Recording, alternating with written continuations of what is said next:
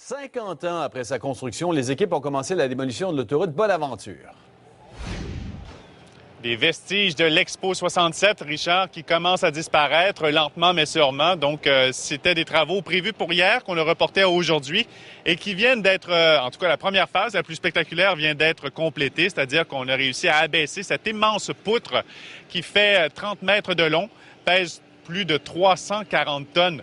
C'est l'équivalent d'un Airbus A380 à vide. Donc, cette section de l'autoroute Bonaventure a été ramenée un peu plus bas et c'est à partir donc de ce niveau qu'on pourra la démanteler. On est loin d'une implosion spectaculaire à la dynamite, c'est rien de ça, parce qu'il faut comprendre que sur les voies juste à côté, continuent de circuler des milliers d'automobilistes et surtout d'autobus aussi qui s'amènent vers le terminus centre-ville. Tout ça dans le cadre d'un grand projet de réaménagement de l'autoroute Bonaventure. Je vous le rappelle qu'on veut transformer en boulevard urbain, fini les voies surélevées, on ramène le tout au niveau du sol et ce sera complété en 2017, juste à temps pour le 175e anniversaire de la ville de Montréal.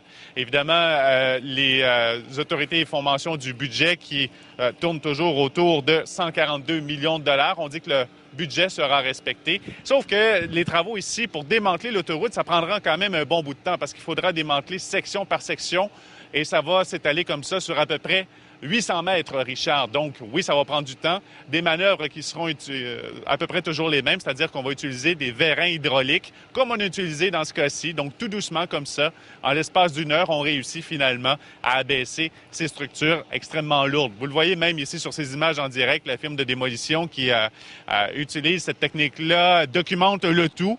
On a les mâchoires qui sont sur les dessus, qui ont d'abord découpé dans un premier temps cette immense poutre avant de pouvoir l'abaisser. Alors, dans ce cas-ci, la technique a réussi et ça va se poursuivre comme ça au cours des prochains mois.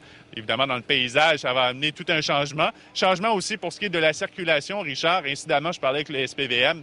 Hier, je vous en parlais. Il y a des policiers de la circulation un peu partout aux intersections. On dit qu'on n'a jamais vu autant de policiers affectés exclusivement à la circulation dans toute l'histoire de Montréal. C'est dire à quel point la ville est en chantier. Ouais, il n'y a pas d'explosion, Maxime, mais ça reste quand même spectaculaire de voir comment on démantèle ainsi une autoroute. Merci, Maxime. Bon après-midi. Ouais, alors, à plus tard. À plus tard.